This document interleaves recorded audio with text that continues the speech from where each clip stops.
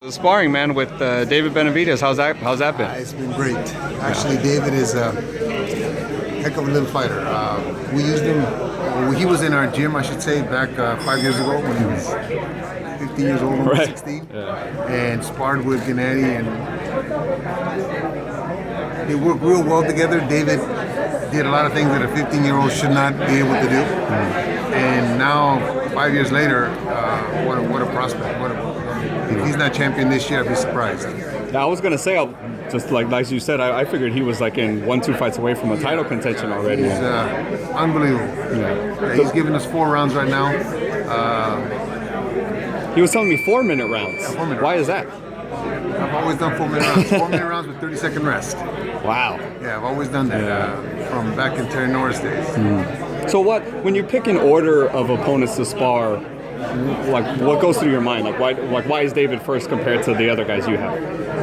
Because David is probably the fastest, probably the strongest, probably the most mobile of the guys we have in camp right now, and I want to make sure that we get in tune to a rush. That's a good idea. Get in tune to. I don't want to be a slow starter. I want to be. You get in the ring, your bell sounds, you're ready to go at 100%. And I think for myself as a coach, I want my guy to understand that's how it's going to start. And if it doesn't, then we're okay. Right. Yeah. But if it does, then we're still okay. Right. He said he was going to be going from your camp to Canelo's camp right after. What do you think about that? Well, that's a great idea. I think it's a great idea for Canelo. I think that Oscar is smart. If he does that, and Chepo is even smarter, because if Canelo can see David's punches coming, Chavez is going to seem like he's in slow motion. David's got quick hands and smart fighter. It's hard to hit him with a clean shot.